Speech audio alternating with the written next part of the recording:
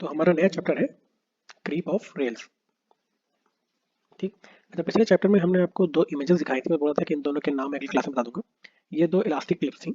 इसको कहते हैं फास्ट क्लिप और इसको कहते हैं एसकेएल टेंशन क्लिप। ठीक है। इस तरह के बहुत सारे क्लैंप और क्लिप्स या इलास्टिक जितने भी आपके फास्टनर्स होते हैं कई तरह के होते हैं। अलग अलग गेजेस में लगाए जाते हैं, कहीं टर्नआउट में लगाए जाते हैं, या मेट्रो ट्रेन में या हाई स्पीड ट्रेन में, सब जगह अलग अलग हमारे इस तरह के इलास्टिक फास्टनर्स होते हैं। कई टाइप के होते हैं। तो खैर, लेकिन जो सबसे इंपॉर्टेंट है वो है पेंटोल क्लिप। आप इसका नाम याद रख लीजिए क्योंकि यही आप मोस्टली देखेंगे इंडियन रेलवेज में। ठीक है। इसके कई सारे एग्जांपल्स हैं, उन सबको याद रखने की जरूरत नहीं है। जितने एग्जांपल हमने लिख रखे हैं आप उनको याद रख लीजिए। जैसे Pandrol clip, IN202, lockwell, lock spike, fast clip या स्केल टेंशन क्लैंप। ठीक है। ऐसे कुछ नाम है जो आप याद रख लीजिए एग्जाम के पर्पज से। ठीक है। तो हमारा जो नया चैप्टर है क्रीप ऑफ रेल, आपको पहले तो मैंने बता दिया था कि क्रीप क्या होती है, तो यहाँ भी देख लेते हैं। Creep is defined as the longitudinal movement of rail with respect to sleepers. Sleepers के रिस्पेक्ट में हमारी रेल्स धीरे धीरे आगे बढ़ती हैं, उसको हम कहते हैं क्रीप। ठीक है। ऐसा क्यों होता है? क्योंकि rails have a tendency to gradually move in the direction of dominant traffic.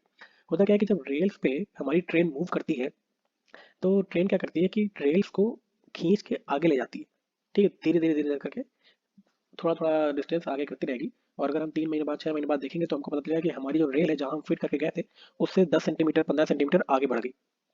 ठीक है। तो ऐसा होता है क्यों? क्योंकि जो हमारा ट्रैफिक होता है वो अनबैलेंस ट्रैफिक होता है। सपोज ये आपकी रेल है। ठीक है। दोनों रेल है और इस डायरेक्शन में आपका कोई ट्रैफिक जा रहा है। ठीक है। यानी इस डायरेक्शन में ट्रैफिक है, आपका कुछ ट्रेन जा रही है लखनऊ से दिल्ली। अब लखनऊ से दिल्ली जाने वाला ट्रैफिक मान लीजिए काफ़ी हाई है, लेकिन दिल्ली से लखनऊ आने वाला ट्रैफिक इतना हाई नहीं है। समझ रहे हैं ना बात को? कि लखनऊ से दिल्ली ज़्यादा लोग जा रहे हैं लेकिन दिल्ली से लखनऊ कम लोग आ पा रहे हैं। तो हम कहेंगे कि डोमिनेंट ट्रैफिक किधर है? लखनऊ से दिल्ली की ओर। तो जो हमारी ट्रेन है वो हमारी रेल्स को लखनऊ से दिल्ली की ओर डायरेक्शन पे धीरे धीरे करके खींचेंगी। ठीक है। एक ट्रेन निकली वो कुछ खींच गई, अगली ट्रेन आई उसने भी थोड़ा सा खींचा।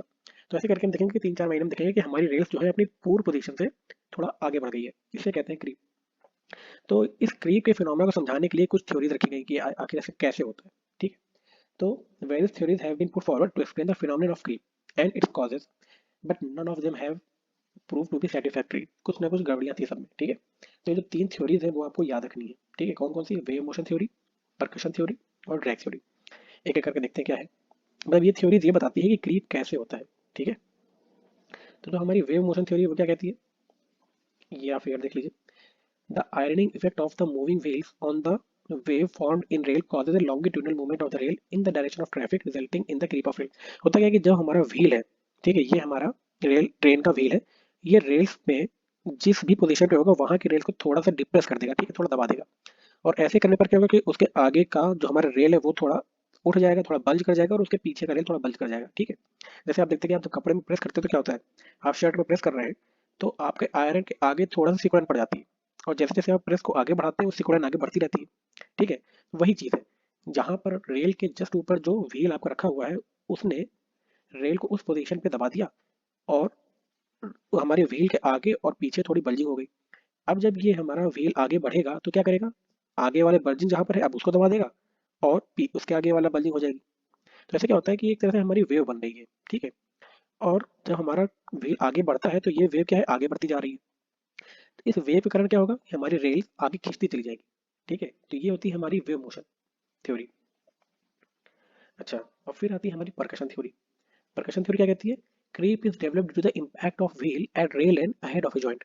परकशन थ्योरी ये कहती है कि जब आपका व्हील, ठीक है, ऐसे मूव करके आगे बढ़ रहा है तो आगे वाली जो आपकी रेल है, ठीक है, ये आपकी आगे वाली रेल है, इसके जॉइंट पर एक इम्पैक्ट लगाता है यहाँ पर। ठीक है। इस इम्पैक्ट कारण क्या होता है कि ये रेल आपकी थोड़ी सी आगे खिसक गई।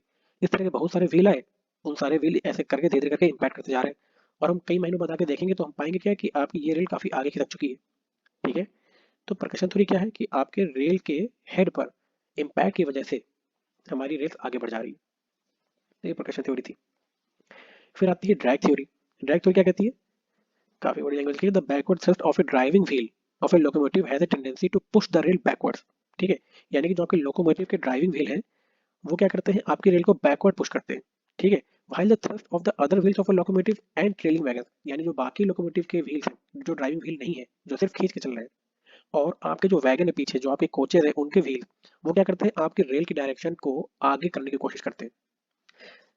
ये सब क्या चीज़ है? जैसे देखिए, जैसे आप बचपन पढ़ते थे कि आपकी जो साइकिल जब आप चलाते हैं तो आपके दोनों पहियों में अलग अलग डायरेक्शन पे फ्रिक्शन ऐड करता है। ठीक है।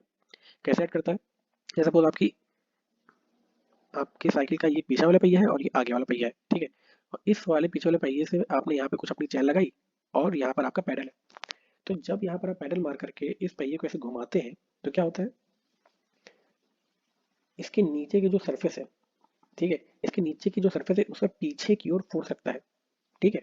और जो रेल का पहिए सॉरी ये जो हमारी साइकिल का जो टायर है, उस साइकिल के टायर पर आगे की ओर फोर्स लगता है, ठीक है। ये कैसे आप जान पाएंगे, सपोज जैसे आप कहीं सड़क पे पानी भरा है और आप क्या करें, अपनी साइकिल को स्टैंड में, पीछे वाले स्टैंड में खड़ी कर दें और पैदल चलाएं, तो आप देखेंगे कि जो पानी है वो पीछे की तरफ पूरा छींटे मार रहा है, ठीक है। जब भी आप पैदल चलाते हैं कहीं पर आप स्टैंड में खड़ी करके, तो क्या है कि जो पानी की छींटे पीछे की तरफ जा रही है, इसका मतलब कि पानी पर टायर पीछे की ओर फोर्स लगा रहा है जब हम टायर घुमाते हैं, ठीक है, खुद से घुमा रहे हैं टायर। इसका मतलब पानी क्या कर रहा होगा कि टायर पर आगे की फोर्स लगा रहा होगा, कि न्यूटन अपना थर्ड लॉ कहता है ये। सेम जब साइकिल चलती है किसी जमीन पर तो वो क्या कर रही है, एक तरह से जमीन पर पीछे की ओर फोर्स लगा रही है और जमीन साइकिल पर आगे की ओर फोर्स लगा रहा है।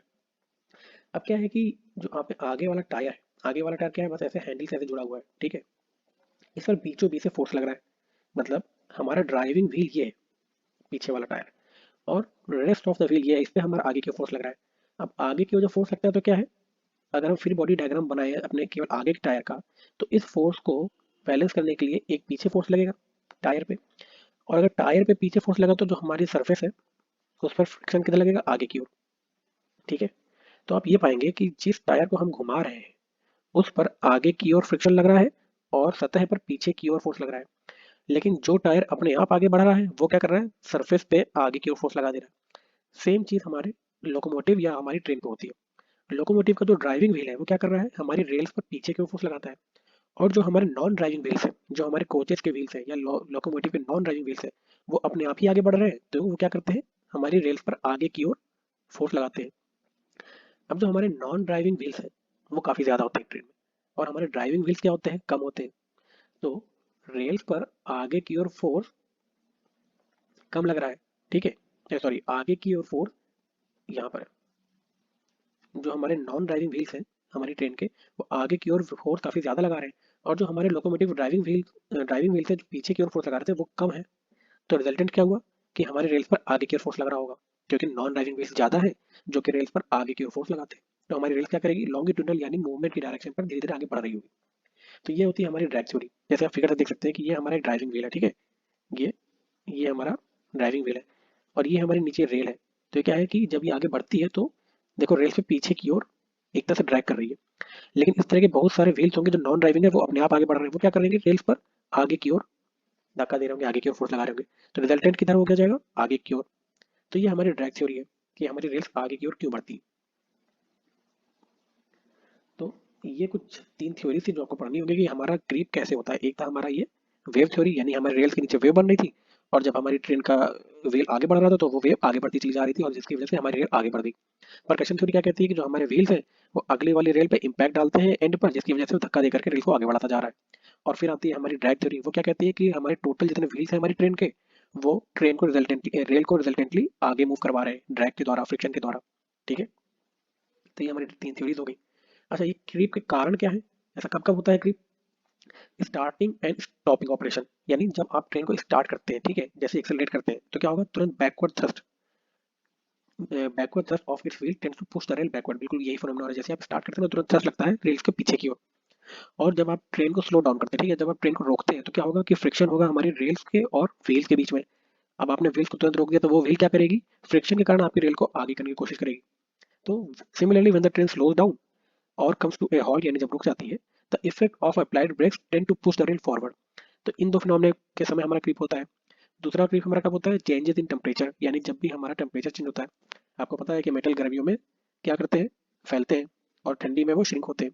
तो जब भी हमारा चेंज इन टेम्परेचर होगा तो हमारी रेल्स क्या करेंगी, एक्सपैंड करेंगे, कॉन्ट्रैक्ट करेंगी, यानी रेल्स दोनों एंड पर ही बढ़ रही हैं, ठीक है। तो हमारी रेल्स का ये एंड भी बढ़ेगा गर्मियों में और ये एंड भी बढ़ेगा। कुल मिला के अपनी पोजीशन पे रेल नहीं रहा, दोनों तरफ बढ़ गया, दोनों तरफ की लंबाई बढ़ गई, इसे भी हम क्रीप कहते हैं। अच्छा, अनबैलेंस ट्रैफिक अभी मैंने आपको ऊपर बताया कि creep develop in the direction of predominant traffic. जिस डायरेक्शन पे हमारा ट्रैफिक ज्यादा होगा, सोचिए जिस डायरेक्शन पे लोग ज्यादा जा रहे हैं, जहां पर हमारा माल ज्यादा जा रहा है, वहां पर फोर्स रेल्स पे ज्यादा लगेगा उस डायरेक्शन पे। और अपोजिट डायरेक्शन पे ट्रैफिक कम है या रॉ मटेरियल कम आ रहा है, तो अपोजिट डायरेक्शन पे हमारा ट्रैफिक कम है, वो रेल्स को उस डायरेक्शन पे, अपोजिट डायरेक्शन में उतना नहीं खींच पाएगा जितना प्रीडोमिनेंट ट्रैफिक डायरेक्शन पे हमारी रेल खींच जाएगी। इसलिए जब भी हमारा अनबैलेंस ट्रैफिक होगा तो वहाँ पर हमारे क्रीप होने के चांसेस ज़्यादा होते हैं।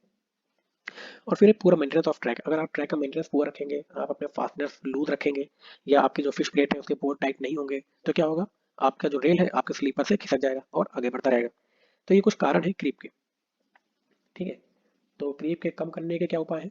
तो सबसे पहले तो strengthen the anti creep resistance between the sleeper and the ballast bed. आपको पता है कि जो आपके स्लीपर्स है, आपके स्लीपर आपकी रेल्स को पकड़े रहते हैं, और जो स्लीपर्स है वो चारों तरफ से इम्बेड रहते हैं, किससे, इन बैलास्ट से। तो अगर आपका बैलास्ट बेड सफिशिएंट नहीं होगा, बैलास्ट बेड आपको पता है क्या है, ये आपका स्लीपर था और इसके नीचे आपके बैलास्ट है स्लोप में। तो ये जितना भी कुशन होता है इसको कहते हैं बैलास्ट कुशन। ठीक है, यही आपका बैलास्ट बेड। अगर आपका बैलास्ट बेड सफिशिएंट नहीं है या आपने स्लीपर को चारों तरफ से अच्छे से बैलास्ट से ढक के नहीं रखा है, तो क्या होगा, आपका स्लीपर लूज रहेगा। ठीक है, आपका बैलास्ट स्लीपर को पकड़ के नहीं रख पाएगा, तो आपका स्लीपर मूव कर जाएगा और साथ ही साथ रेल्स भी मूव कर जाएंगी। तो सबसे पहले तो आप अपने बैलास्ट को मजबूती से रखिए। Keep the clamping force of rail keep the clamping force of rail fastener. जो आपने यहाँ पर फास्टनर्स लगा रखे हैं, देख रहे हैं, ये आपका डॉग स्पाइक है, ये फास्टनर है। ये सारे फास्टनर्स आपके स्ट्रेंथन होने चाहिए, यानी कि उन पे फोर्सफुली टाइट होने चाहिए। जहां पर भी आप फिश प्लेट ज्वाइन कर रहे हैं तो उसके सारे बोल्ट लूज नहीं होने चाहिए, एकदम टाइट होने चाहिए। आपके जहां पर चेयर पे रेल्स रखी है या आपके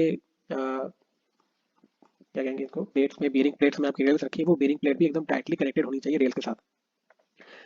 और क्या उपाय है, anti creeping equipment such as rail anchors. हम क्या कर सकते हैं कि जहां पर आपने रेल्स को बेरिंग प्लेट से कनेक्ट कर रखा है उसके दोनों तरफ हम एंटी क्रीप एंकर्स लगा देते हैं। ये देखने में कैसा है, ये देख रहे हैं, ये नीचे की देखो स्लीपर में एंकरिंग कर दी गई है। एंकरिंग करने से क्या होगा कि ये एंकरिंग, आप समझते हैं ना, जहाजों में एंकर हुआ करते थे, कुछ ऐसे डायरेक्शन होते थे उनका, इस तरह करके। एंकर काम क्या होता था कि किसी भी चीज को पकड़ करके रखना, उसको जाने मत देना। ठीक है, तो रेल पे पर ही हम एक एंकर लगाते हैं, वी टाइप एंकर, क्योंकि उसके डायरेक्ट इस तरह का वी शेप में। वी एंकर क्या करेगा, हमारी रेल्स को पकड़ के रखेगा स्लीपर के साथ। और ये हमारी जो बेरिंग प्लेट है इसके आगे और पीछे दोनों तरफ लगा दिया जाता है। ये लगे हैं हमारे फेयर वी रेल एंकर्स, जो कि हमारे क्रीप को रोकते हैं। तो ये आपका चैप्टर था क्रीप ऑफ रेल्स। अब अगला चैप्टर जो है काफी इंपॉर्टेंट है, वो है ज्योमेट्रिक डिजाइन ऑफ ट्रैक, वो हम अगले लेक्चर में पढ़ते हैं।